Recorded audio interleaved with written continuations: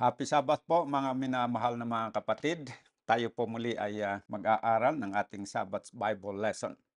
Ang pamagat ng ating lesson ngayon na ating tatalakayin ay Jesus and Lazarus.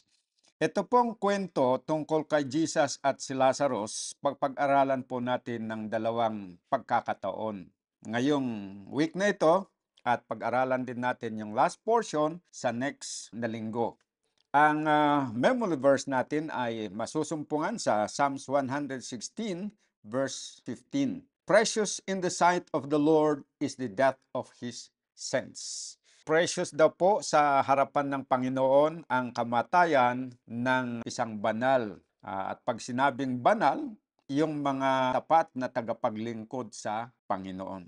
At sabi naman ng komentaryo ng Desire of Ages, page 530, in Christ is life, original, unborrowed, underived.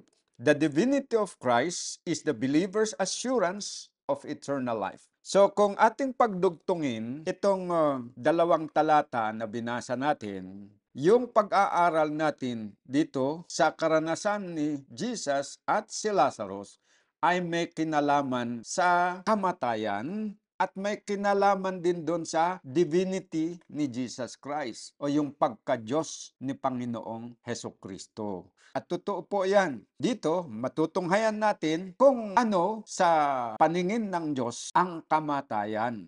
At kung ano ang reality tungkol doon sa kamatayan ng isang tao. At the same time, dito ay matutunghayan din natin kung si Kristo nga ba ay merong tinatawag na divinity, kung siya ba ay Diyos na nagkatawang tao. Ayan po. So, simulan natin sa subtopic number 1. The Family at Bethany ang title. Ano po ang dapat natin malaman tungkol sa pamilya na nandyan sa Bethany? Sino po sila? At ano ang kanilang kaugnayan kay Panginoong Hesukristo? Basahin po natin ang tanong. What disciples did Jesus have in the town of Bethany? John chapter 11 verse 5 nagsabi, Now Jesus loved Martha and her sister and Lazarus.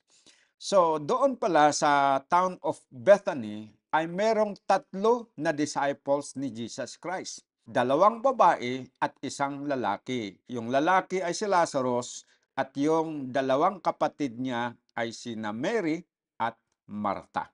Basahin po natin ang paliwanag ng Desire of Ages, page 524.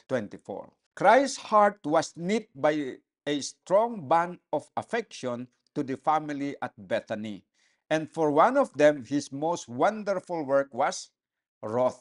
Ibig sabihin na yung family ni na Mary, Martha as Lazarus ay merong strong bond of affection between them and Jesus Christ. At the home of Lazarus, Jesus had often found rest. Bago ito nangyari, itong incident na papag-aralan natin, yung pagkasakit at kamatayan ni Lazarus, madalas pala si Jesus na pumupunta doon at nagpapahinga. Ibig sabihin na tinatanggap nila sa kanilang bahay si Jesus at pinaglilingkuran, mapayapa naman ang kanyang pagtira doon. The Savior had no home of his own. He was dependent on the hospitality of his friends and disciples. And often, when weary, thirsting for human fellowship, he had been glad to escape to this peaceful household, away from the suspicion and jealousy of the angry Pharisees. Here he found a sincere welcome and pure, holy friendship. Here he could speak with simplicity and perfect freedom, knowing that his words would be understood and treasured. So, ano po ang nag-exist dito sa pagitan ni Christ at saka yung tatlong magkakapatid dito sa Bethany? Meron silang tinatawag dito na pure and holy friendship. Best friend. Kung sa atin ngayon, best friend. Paano ito na-develop? Na-develop yung friendship nila na close, pure, at saka meron talagang pagtitiwala dahil doon sa madalas na pagkikita nila. Madalas na pakikisalamuhan ni Jesus Christ doon sa kanila. Natutulog pa siya doon, siyempre may mga kwentuhan yan. At saka nagkapalagayan na ng loob. Na-develop yung pagmamahalan between them. Sa Iglesia ng Panginoon, Yung mga ministro at Bible workers, dapat ma-develop ang kanilang closeness doon sa mga membro. Kagaya ni Jesus Christ, siya ang tumatayong pastor at itong tatlong disciples na ito ang tupa ni Jesus Christ. Na-develop ang magandang relationship nila. So that should be a lesson for all ministers and Bible workers na naglilingkod as, anong tawag sa kanila? Under shepherd ni Jesus Christ. Jesus is the great shepherd, kayong ministers and Bible workers sa church, they are the under shepherd. Kasama din yung mga church elders. So, as under shepherds, taking care of the members, dapat pala magkaroon ng good relationship. Para ma-develop yung good relationship, dapat merong interaction. Nagdadalawan sila. Yung member, pwedeng dalawin niya yung ministro, family ministro. Yung minister naman, dadalaw doon sa mga members, magkaroon ng kwentuhan, magkaroon ng kainan. Kasi magandang nakakapag-promote ng good relationship yung pagkain. Eating together, tapos magkwentuhan, mag-Bible study, mag-pray together, mag-worship together. That is how pure, holy friendship between the pastor and the members could be developed. Tuloy natin. In what type of home is God present with His choicest blessings? Anong uri daw ng tahanan na ang Panginoon ay present doon o gustong-gustong manatili doon at magbigay ng pagpapala? Ang sagot ay masusumpungan sa Proverbs 3 verse 33 sa last part na ang sabi, He blessed the habitation of the just. Anong sabi? Pinagpapala ng Diyos ang tahanan ng mga matuwid. So yan po, kung gusto po natin ang presensya ng Diyos at ang kanyang pagpapala, dapat po nasikapin natin na mabuhay ng matuwid. Ano ba ang ibig sabihin ng habitation of the just? Ang matuwid po, yung tao na gumagawa ng naaayon sa katuwiran. Naaayon dun sa patakaran ng katuwiran. At ano po ba ang patakaran ng katuwiran? Walang iba kundi yung mga utos ng Diyos. Sabi nga ng Romans 7 verse 12, the law or the commandment of the Lord is just, holy, and good. Yun ang description ng kautusan ng Diyos. So kung nabubuhay tayo ayon doon sa kautusan ng Diyos na banal, matuwid at mabuti, maituturing na tayo na matuwid na tao. Ang presensya po ng Diyos ay sa atin. Hindi yun ang prerequisite para sumasa atin. Pero pag tayo nanampalataya, kahit hindi pa tayo matuwid, nanampalataya tayo, tinanggap natin si Jesus, at kapag po tayo ay nabubuhay ng matuwid, magpapatuloy po yung kanyang presensya, hindi niya tayo iiwanan. Pero siyempre, kahit tinanggap natin siya bilang ating tagapagligtas, kung patuloy po na sinusuway natin ang kanyang kalooban, siyempre hindi siya matutuwa na kasama natin. Kung baga bisita, mawawalan na yung gana niya na makisama sa atin kung patuloy natin na sasaktan yung kanyang damdamin sa pamamagitan ng ating pagsuway sa kanyang mga kagustuhan. Tuloy natin. Our Savior appreciate a quiet home and interested listeners.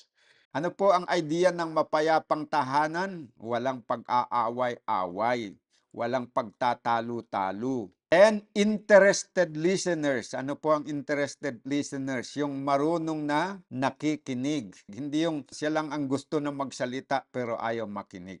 He longed for human tenderness, courtesy, and affection. Those who received the heavenly instruction, he was always ready to impart were greatly blessed. Ayan po mga kapatid. Nasumpungan niya yung ganitong uri ng tahanan doon sa tahanan ni na Mary, Marta at saka Lazarus.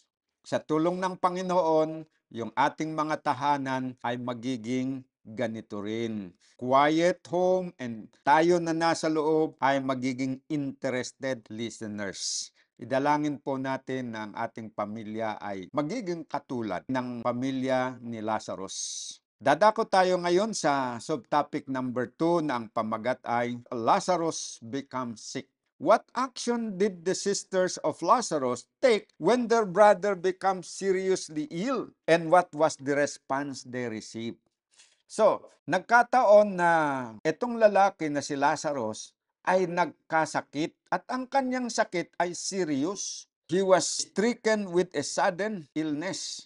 Ano ngayon ang ginawa ng dalawang kapatid niya? Basahin natin. Now a certain man was sick named Lazarus of Bethany, the town of Mary and his sister Martha. It was that Mary which anointed the Lord with ointment and wiped his feet with her hair, whose brother Lazarus was sick. So, ito palang babae na ito na Mary ang pangalan, na kapatid ni Lazarus, kung mababasa nyo dun sa Bible, yung instance na kung saan may babae dun na lumapit, pagkatapos binuhusan niya ng ointment yung ulo ni Jesus, tapos yung ointment nag-flow, tapos may nahulog dun sa kanyang paanan, pinunasan ni Mary yung nalagyan ng ointment. Ito pala yung si Mary na ito, na kapatid ni Lazarus. Okay, yan po ang dapat natin malaman. Therefore, his sisters sent unto him, saying, Lord, behold, he whom thou lovest is sick. When Jesus heard that, he said, This sickness is not unto death, but for the glory of God, that the Son of God might be glorified thereby. These are of ages 5:5 and 5:6. Lazarus was stricken with sudden illness, and his sisters sent to the Savior, saying, Lord, behold, he whom thou lovest is sick. They saw the violence of the disease that had seized their brother, but they knew that Christ had shown himself able to heal all manner of diseases. They believed that he would sympathize with them in their distress. Therefore, they made no urgent demand for his immediate presence, but sent only the confiding message, He whom thou lovest is sick. They thought that he would immediately respond to their message and be with them as soon as he could reach Bethany. Anxiously, they waited for a word from Jesus. As long as the sparks of life was yet alive in their brother, they prayed and watched for Jesus to come. But the messenger returned without him. Yet he brought the message, This sickness is not unto death. And they clung to the hope that Lazarus would live. Tenderly, they tried to speak words of hope and encouragement to the almost unconscious sufferer. So, yung sulat nila, simple lang. Hindi yung para bang minamadali na si Jesus. Basta pinaalam lang nila, simple na anong sabi doon? Lord, behold, he whom thou lovest is sick. Nung nalaman ni Jesus, sabi niya, hindi ito ikamamatay yung sakit niya. So, yon ngayon ang dinala ng messenger nung umuwi, medyo naibsan siyempre yung kanilang damdamin. Inaasahan nila actually na pagkadinig ni Jesus, dadalaw kaagad. Siguradong hindi mamamatay yung kanilang kapatid. Alam nila na si Jesus kaya niyang pagalingin ang anumang klase ng sakit. Next question. Describe Christ's words and actions over the next few days. Sabi dito, when he had heard therefore that he was sick, he abode 2 days still in the same place where he was. 2 days pa nananatili doon sa lugar na yon. Hindi natin alam kung gaano kalayo, yung distansya doon sa Bethany at saka yung kinaroroonan nila. Basta mula noon na natanggap yung balita, nag-stay pa siya ng another 2 days. Doon sa Bethany, siyempre, inaalagaan ni Mary at Martha yung kapatid nila na may sakit. Dito naman sa kinaroroonan ni Jesus, patuloy yung kanyang trabaho. Preaching and healing were the two major works of Jesus Christ. Basahin po natin. During the 2 days, Christ seemed to have dismissed the message from his mind, for he did not speak of Lazarus. The disciples thought of John the Baptist, the forerunner of Jesus, na namatay doon sa prison. They had wondered why Jesus, with the power to perform wonderful miracles, had permitted John to languish in prison, to die a violent death. Yan ang pumasok sa isipan nitong mga disciples. Para bang pinabayaan niya si Lazarus doon sa Bethany. Hindi niya dinalaw. Nire-relate din nila yung karanasan ni John the Baptist na namatay doon sa prisuhan. Bakit pinabayaan niya na namatay na lang doon? Meron naman siyang kapangyarihan na hadlangan sana yung kamatayan o kaya gumawa ng milagro para mapalaya niya doon sa bilangguan. Ba't pinayagan niya? Yun ang mga katanungan sa kanilang isip. Ngayon, dito na naman, nagtatanong din sila, bakit mukhang pinababayaan ni Jesus Christ yung kaibigan niya? This question had often been asked by the Pharisees who presented it as an unanswerable argument against Christ's claim to be the Son of God. The Savior had warned his disciples of trials, losses, and persecution. Would he forsake them in trial? Some questioned if they had mistaken his mission. All were deeply troubled. Na-trouble pala itong mga disciples because of the action of Jesus Christ. The disciples questioned why. If Jesus were going to Judea, he had waited 2 days. But anxiety for Christ and for themselves was now uppermost in their minds.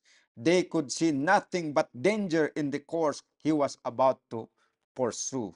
Next subtopic natin, disappointment turns to hope. Okay.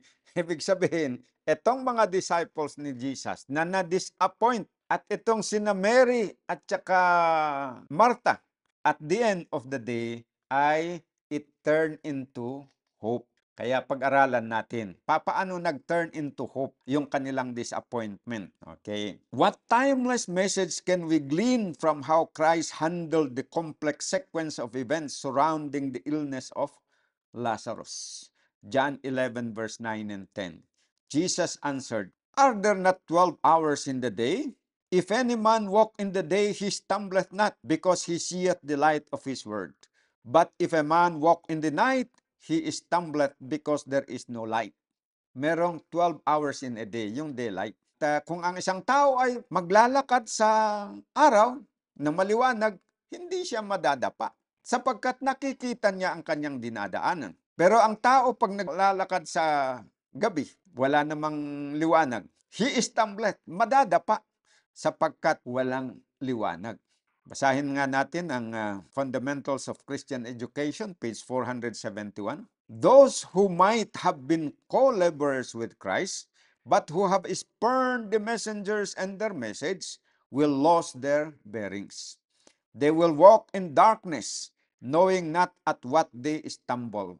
Such are ready to be deceived by the delusions of the last day. Their minds are preoccupied with minor interests, and they lost the blessed opportunity of yoking up with Christ and being laborers together with God.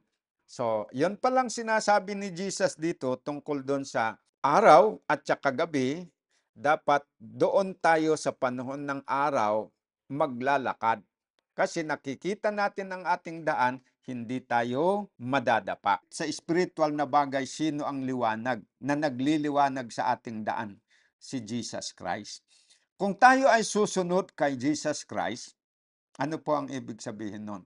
Maliliwanagan yung ating daan, hindi tayo madadapa.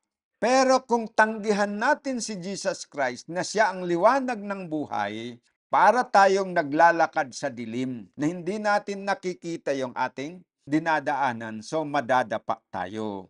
Kung tayo ay na kay Kristo, meron tayong assurance na hindi tayo madadapa kasi nakikita natin yung daan o hindi tayo magkakamali. So, dito naman tayo sa question B. What amazing revelation was Jesus giving to his disciples? Yet how did they interpret his word? Okay. Anong amazing revelation ang binigay ni Jesus sa kanyang mga alagad?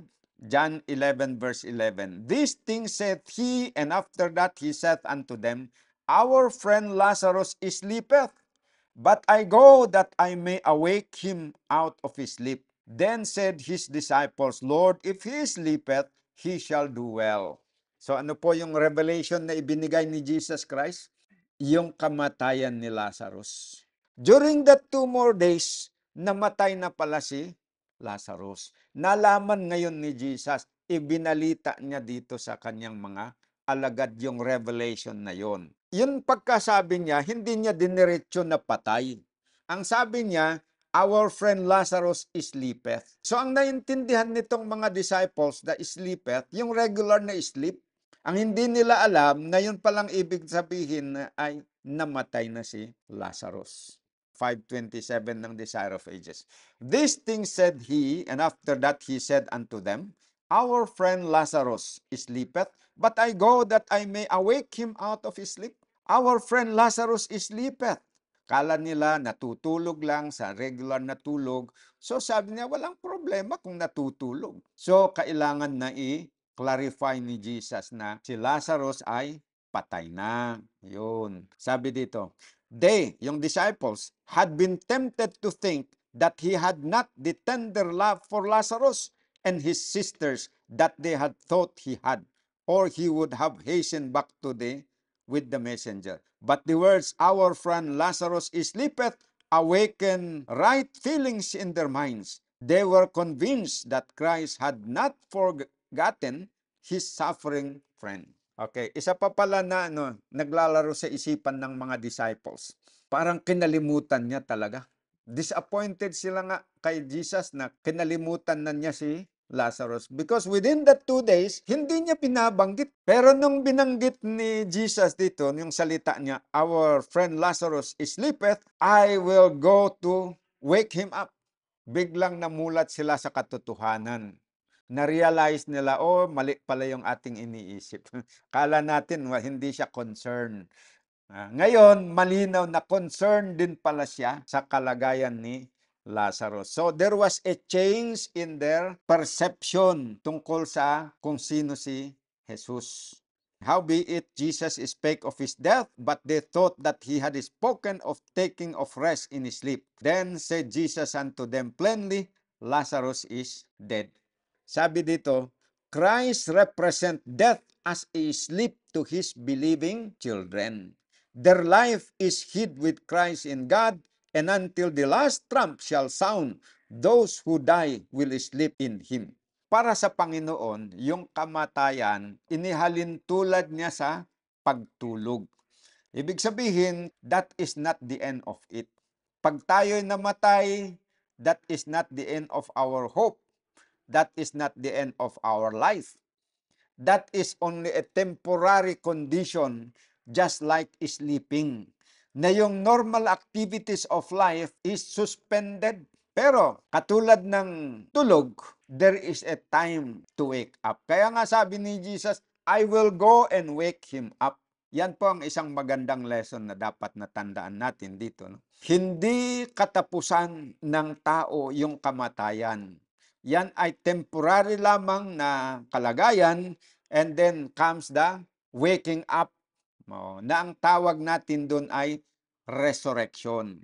Merong period of unconsciousness, and at the end of that, magkakaroon ng resurrection, restoration of the life and the consciousness of a person. So yan po ang paningin ng Diyos tungkol sa kamatayan. And we have to adapt or accept that mindset of God. Dapat nasa sa atin din yon para hindi tayo masyadong maguguluhanan pag tayo nagkasakit at parang iniisip natin na mamamatay tayo, matatakot tayo. Hindi dapat ganun. Bakit? Sapagkat that is not the end of our life. Waiting, waiting, and waiting. Ito ay sa panig naman ng kapatid ni Lazarus. Why did Jesus stay away from Bethany even after knowing that Jesus had died? Ito ngayon ang importanteng dapat malaman natin. Di ba kanina na-discuss nga natin na disappointed itong si Mary at saka si Martha dahil yung inaasahan nila na si Jesus, pagka nalaman niya may sakit si Lazarus, dadalawin niya at pagagalingin. They were so disappointed dahil hindi ginawa ni Jesus yon hanggang sa yung kapatid nila ay namatay. Ito rin namang mga disciples, disappointed din. Mukhang pinabayaan niya yung kaibigan niya. Anong klaseng master naman ang ganyan? Pero sabi dito, bakit nga ba ginawa niya yon? Baka ma-discourage din tayo pag hindi natin nalaman kung bakit. Madismaya din tayo kay Jesus at sasabihin na ano bang klaseng amo yan? Walang pag-ibig, walang concern sa welfare ng kanyang mga alagad. Kaya tuklasin natin kung bakit. Sabi ni Jesus dito sa John 11:15, "And I am glad for your sake that I was not there, to the intent that they may believe. Nevertheless, let us go unto him." So ano ang sabi ni Jesus? While the others, his disciples, were disappointed, he was glad. Sabi niya, I am glad for your sake that I was not there. Na hindi ko dinalaw, he was glad. Bakit kaya glad si Jesus Christ doon na namatay na nga yung kanyang disciples? Sapagkat alam niya kung ano ang kanyang gagawin para sa kanyang kaibigan. Sinadya niya talaga ang hindi pumunta doon kay Lazarus para pagalingin dahil meron siyang magandang layunin. Okay, ano po yan? Basahin po natin. Desire of Ages 5-8. The disciples marveled at Christ's words when he said, Lazarus is dead, and I am glad that I was not there. It is cause of marvel sa kanila. Nagtataka sila. Did the Savior by his own choice avoid the home of his suffering friends? Apparently, Mary and Martha and the dying Lazarus were left alone. Apparently, na pinabayaan sila. But they were not alone in reality. Christ beheld the whole scene, and after the death of Lazarus, the bereaved sisters were upheld by His grace. Paano kaya mangyari yung sabi dito na Christ beheld the whole scene. Nakita daw ng Panginoon yung pangyayari doon sa Bethany, samantalang nandun siya sa ibang lugar. Could it be possible na na-exercise niya yung kanyang divinity? Posible, no? Kasi humanly speaking, it is impossible na makikita niya yung nangyari doon sa Bethany samantalang nandun siya sa ibang lugar. Imposibleng makikita niyan. Lalo na doon sa time na yon na wala namang video transmitter na i-video nila doon tapos makikita. So yung mga nangyayari sa Amerika na bini-video, in real time napapanood natin dito. Wala namang ganun sa panahon na yon. Pero alam ni Jesus, this is only a proof na he might have exercised his divinity, his all-knowing attribute. Jesus witnessed the sorrow of their rent hearts as their brother wrestled with his strong foe habang nakikipag-struggle sa kamatayan. He felt every pang of anguish as he said to his disciples, Lazarus is dead. But Christ had not only the loved ones at Bethany to think of, he had the training of his disciples to consider. They were to be his representatives to the world, that the Father's blessing might embrace all. For their sake, he permitted Lazarus to die. Had he restored him from illness to health, the miracle that is the most positive evidence of his divine character would not have been performed. Okay. Ito ang isang dahilan. Bakit he permitted yung kabigan niya na mag-suffer, mamatay? Ang iniisip niya, kabutihan ng kanyang mga disciples at kabutihan din nila. Kabutihan din ni Lazarus yun at yung mga kapatid niya. Pero hindi lang yun. Kabutihan din ng mga tao na makakapag-witness. Kasi gusto niya na mabigyan siya ng pagkakataon na makapagbigay ng katunayan na siya nga ay Diyos na nagkatawang tao. At siya yung Misaya na hinihintay nila. At ang mga tao mahirap maniwala sa kanya because most of the people were looking for miracles as a proof. Nakita niya na this is a good opportunity for him para ipakita niya yung miracle na inaasahan ng mga tao para sila ay maniwala na siya ang totoong Misaya. What should we realize by the way the great healer allowed Lazarus, his friend, to be so ill and actually die? Yung sabi dito sa 1 Corinthians 15:17-19, and if Christ be not raised, your faith is vain, ye are yet in your sins. Then they also which are fallen asleep in Christ are perished. If in this life only we have hope in Christ, we are of all men most miserable. Okay, anong relationship nitong talata na ito dito sa pinag-uusapan natin? Yung sabi na, if in this life only we have hope in Christ, we are of all men the most miserable. Kung ang inaasahan daw lang natin ay yung present life natin ngayon, tayong mga Kristiyano ang magiging most miserable. Ayaw ni Kristo na ganun ang mangyayari. Kasi kung hanggang dito lang, miserable nga ang buhay natin. Kasi wala tayong eternal life. Pero ang gusto ng Panginoon, gusto ni Kristo na maimulat ang mga tao na huwag sanang umasa dito lang sa kasalukuyang buhay. Kasi kung dito lang tayo sa kasalukuyang buhay dito umaasa, pagkamatay natin, wala na. Pero nais niya na isipin natin na ang programa ng Panginoon hindi lamang para sa ikabubuti natin sa kasalukuyan, ngunit meron pa siyang inihanda na mas magandang uri ng buhay na dapat yon ang bigyan natin ng mas mabigat na concern. Yung buhay na walang hanggan pagkatapos ng ating temporary life na ito. Dagdag na paliwanag dito sa Desire of Ages 5:28. Christ's work did not stop in an exhibition of his power over disease. He made its work of healing an occasion of implanting in the heart the divine principles of his love and benevolence. Had Christ been in the sick room, Lazarus would not have died. Ito ang senaryo. Kung si Jesus, nung nalaman niya yung pagkakasakit ni Lazarus, ay pumunta doon, sinamahan niya, at pinagaling niya, siyempre hindi namatay physically at that time. Pero yung mas maganda na layunin o panukalan ng Diyos, hindi na matutupad. Tuloy natin.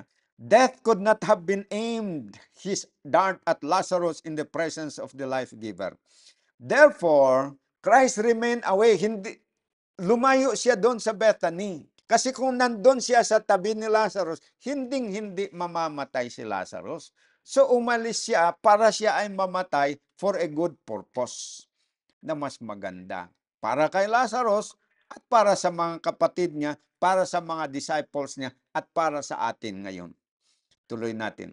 He suffered the enemy to exercise his power that he might drive him back a conquered foe. Okay. Point number 1, pinayagan niya si Lucifer, si Satanas na i-exercise niya yung power niya. Mangyari ba kasi ang nagbigay ng sakit? Pag namatay na si Lazarus, saka siya pupunta ngayon, ire-resurrect niya para maipakita na talo niya si Satanas. Ayun, yan ang isang point doon mga kapatid. He suffered the enemy to exercise his power that he might drive him back a conquered foe. He permitted Lazarus to pass under the dominion of death, and the suffering sisters saw their brother laid in the grave. Christ knew that as they looked on the dead face of their brother, their faith in the Redeemer would be severely tested. Alam ni Jesus yun, na kapag namatay yung kanyang kaibigan na si Lazarus, ang pananampalataya ng dalawang magkapatid will be severely tested. Masusubukan yan. And they will experience being shaken in their faith. At baka maraming pagdududa ang papasok sa kanilang isip. Pero pinayagan pa rin niya yun dahil meron siyang magandang panukala. Tuloy natin. But he knew that because of the struggle through which they were now passing, their faith would shine forth with far greater power. Ayon. He suffered every pang of sorrow that they endured. He loved them no less because he tarried, but he knew that for them, for Lazarus, for himself, and for his disciples, a victory was to be gained. Maganda ang layunin ng Panginoon pala kung bakit siya nag-stay away kay Lazarus na tila pinabayaan niya dahil yung kanyang gagawin later on pagkatapos ng kamatayan ni Lazarus, it will turn the disappointment into joy. Yung doubts nila, mawawala yun at ma-replacean ng pananampalataya na mas malakas pa kaysa yung dati.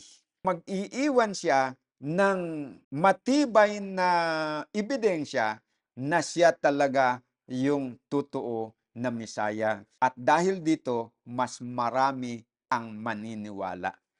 Tuloy natin. Dito na tayo sa last portion ng ating pag-aaral.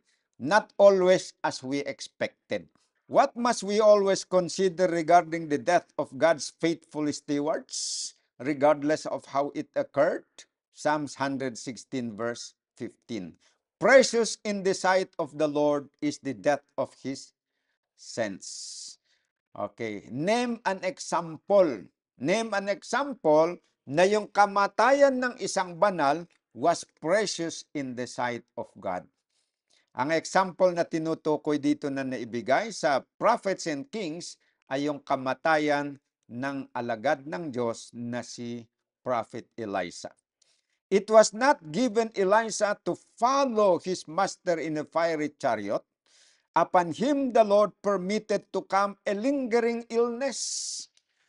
Ito pa lang si Elisha, pinayagan din ng Panginoon na magkaroon ng sakit na yung bang lingering, ibig sabihin matagal na iniindan niya yung sakit niya. During the long hours of human weakness and suffering, his faith laid fast hold on the promise of God. Pero ang maganda dito kay Elisha, during the long time na siya ay nagkasakit, di natin alam kung ilang taon niya iniinda yung sakit niya na yon, na lingering illness, na pinayagan naman ng Panginoon. Hindi bumitaw si Elisha sa kanyang pananampalataya sa Diyos. Pinanghawakan niya yung mga pangako ng Diyos. And he beheld ever about him heavenly messengers of comfort and peace. Faith had ripened into an abiding trust in his God. And when death called him, he was ready to rest from his labor. So napakaganda yung karanasan niya. Nagiging blessing pala kay Elijah yung pagkakasakit niya. Kasi during those time, very positive yung kanyang attitude. Hindi niya in-entertain ang doubt sa kanyang isipan, kundi it provides him an opportunity to exercise his faith para mas lalong lumakas. Okay, kasi si Elijah, 'di ba, pumunta nga sa langit, kinuha ng Panginoon. Hindi niya isinama ito si Elisha, hindi isinama. Naiwan siya. Tapos nagkasakit. Pero yung pagkasakit niya, that affords him the opportunity for him to exercise his faith. Pinanghawakan niya ng pangako ng Panginoon. At noong darating sa kanya ang kamatayan, maluwag niyang tinanggap. When death called him, he was ready to rest from his labors. Pinanghahawakan niya yung pangako ng Panginoon na yun. In the future, bubuhayin pa rin siya. Yan, na-demonstrate din dito sa i-demonstrate niya yung hope of the dead dito sa buhay ni Elisha. So what event took place at Bethany before the arrival of Jesus, and who else was there when he came? John 11:17 to 19. When Jesus came, he found that he had lain in the grave 4 days already. Nung nakarating si Jesus doon sa Bethany, sa bahay ni na Mary and Martha, nalaman niya na 4 days na palang nailibing si Lazarus. Now Bethany was nigh unto Jerusalem. Ang Bethany pala yon, malapit doon sa Jerusalem. About 15 furlongs off. Alam niyo ba kung gaano kahaba ang 15 furlongs? Gaano kalayo?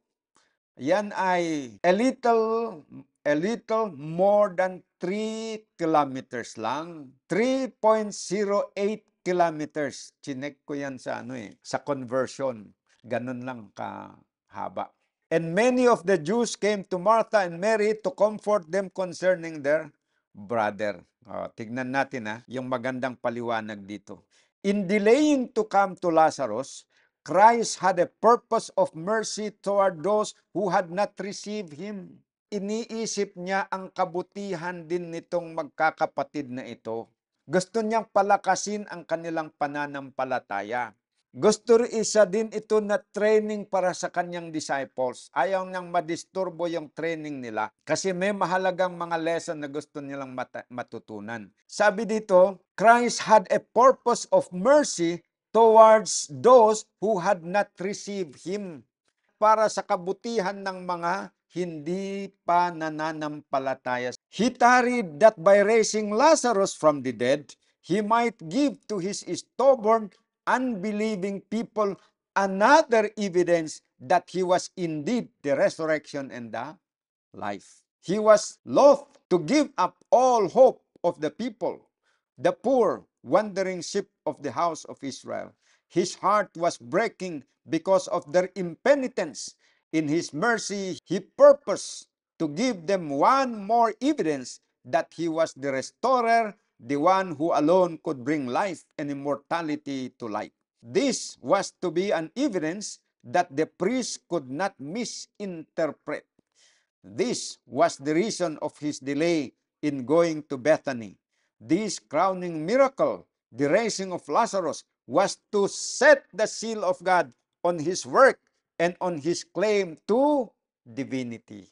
It was because of a very, very good purpose para sa atin na mga tao na inignore niya muna yung pangangailangan ni Lazarus. Pinayagan niya na mamatay. Dahil plano niya na pagkatapos na mamatay, bubuhayin niya. That would be an occasion that will increase the faith of Lazarus and his two sisters sa kanya at mawala na yung kanilang agam-agam sa kanya. Sa mga disciples din naman, ma-realize nila yung kanilang mistake at mas maniwala sila kay Jesus Christ na siya ang totoong Messiah. Doon sa mga unbelieving and impenitent, he will give them another strong evidence na siya ang Messiah.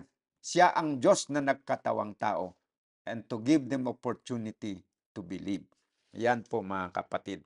Manatili sana sa atin ang lesson na ito mga kapatid, na kung meron man tayong kahilingan na hindi nangyari, kung pinayagan man ng Panginoon, matuto sana tayo na kagaya ni Eliza, na tanggapin natin yung panukala ng Diyos.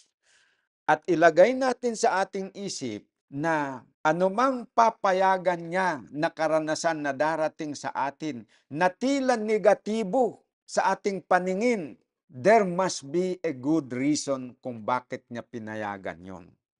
So kung meron tayong idinadalangin, hindi niya pinagkaloob yung dalangin natin, tanggapin natin, huwag tayong ma-discourage. Let us accept it na that could be the best para sa atin. Hindi man natin makita, but by faith we have to exercise na God has a reason for denying whatever request we ask Him.